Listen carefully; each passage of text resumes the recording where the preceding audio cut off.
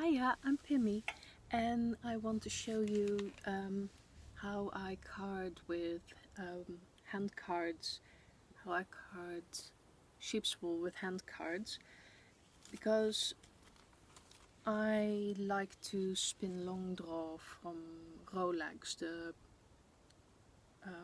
rolled up carded wool, and hand cards are the best tool to make those. I have a set of old hand cards with a bit of curve, flat backed or curve backed hand cards. Mine are a bit curved, and mine have a leather backing where the teeth are set in, and I really like that. I like them better than the modern day cloth cards. And in the last video I showed how I prepared the washed sheep's fleece that before I start carding. To get you up to speed, if you haven't seen that one, I took the tips of the staples of the locks, because this is lamb's fleece and those tips are a bit weathered and delicate, and otherwise they'll come off in the knitted cloth and they'll come off as pills, and I don't want that. I also opened up the locks so that I have a fluffy cloud of fiber, and I added a little mineral oil to make the fibers slide smoothly over each other and not stick at each other, because it's a very crimpy downbreed like wool. So it's very dense and compact and crimpy, and not as smooth and silky as long wool. And that's ideal for carding and for spinning long draw with. Not too long a staple length, and I don't want a wool that has a longer staple length stretch out than the width of my card. And this is tassel, and I put all my preparation already into this, so it's ready for me to card. Now, some people, if you see the carding videos, they don't open up the locks, and they put the locks neatly next to each other on the cards, with the tips hanging just over the edge. And that's the way I was taught to card as well, and that's the way Amanda from Mandacraft taught me how to card. But I also really liked the way Norman Kennedy shows how to card in his video From Wool to Walking, and I combined the two methods into the way I card. The way I position my hand on the card is with 3 fingers over the grip, and my thumb and forefinger on the back of the card to stabilize how the card is in my hand, and I can move it easily without hurting my wrist, because it's supported by these 2 fingers as well, not just like this where it's every movement is in the wrist. And this one is on my knee.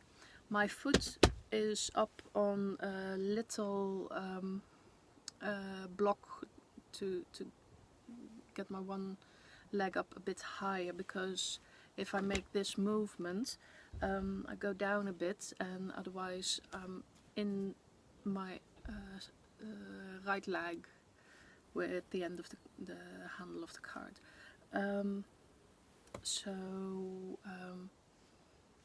With one leg up a bit, it's easier.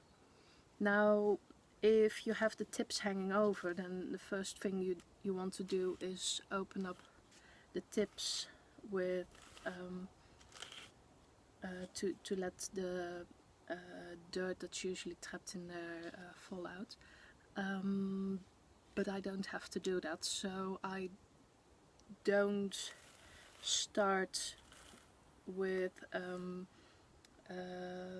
carefully working at the beginning of the card, but I do work my way up from tip of the card to tip of the card, middle of the card to middle of the card, and the back of the card to back of the card, and I work over the cards and the wool till it's distributed over the two cards.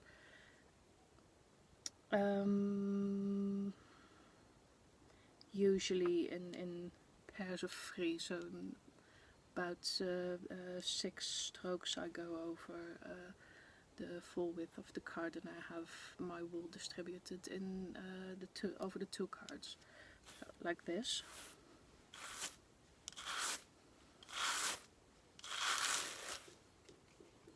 Now it's on both the cards. This part hasn't been brushed yet, it's just pressed into the teeth of this card, so I'm going to move this wool onto this card, and I'm going to do the same motion and distribute the wool again over both cards. So I'm working my way up from the tip to the middle to the back, and I have everything on 2 cards again. Now I'm going to put this wool onto this card and do the same again.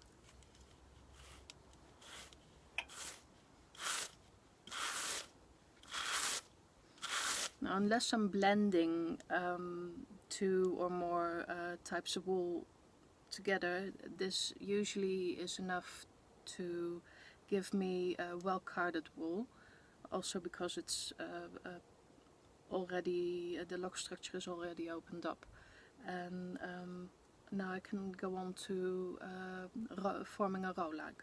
So I am going to put the wool from the stationary card onto this one, and now you see the layer from this card laying on top of this card's not pushed into the teeth.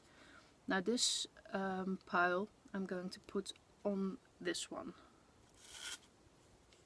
I have everything here, and it's a fluffy pile. Now, with this edge between the edge of the wood and the edge of the teeth, this bit here, it's about 1 centimeter. That is the part that I'm going to use as a tool to roll up my wool. I come from underneath, as that's shown, and I push up the wool, and it's pushed up a bit, and I put my hand on top of that, tuck it under my hand, and push a bit more, tuck it under, up and under, and I'm rolling it up that way. Now I'm at the back of my card here. I'm already past the teeth, so I'm going to pick up the rolag between that edge that I was using, not in the teeth, and my hand, not pushing hard because I don't want to lose the airiness. I just card it into the wool. Pick it up, and I move it to the beginning of the teeth of this card, and I roll over it, and I have my rolag. Again, and because I already have my wool picked open, I don't get a surprise poof of fiber when it opens up, what you might have if you use locks, if you put locks in. And you might end up with too much wool once it opens up and you can't card everything. You have to take half of it off. But I don't usually have that problem because it's already opened up. Distributing the wool, moving it to the second card.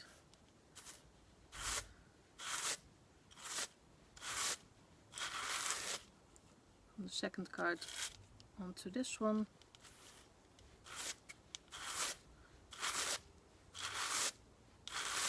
Everything's carded. Fluffy pile that's laying on top of the tines, not pushed into it. Pushing up the edge. Tuck it under my finger. Roll it up. Pick it up. Ride over it. I have a rolag.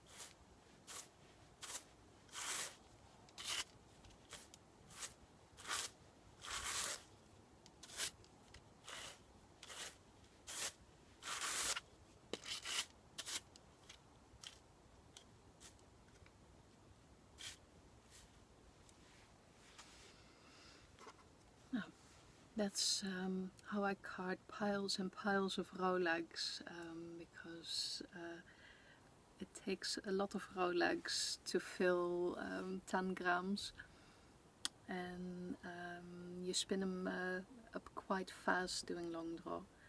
So I got pretty fast at carding them. But this is my technique, and I hope you enjoyed looking at it. Thank you and hope to see you. Bye.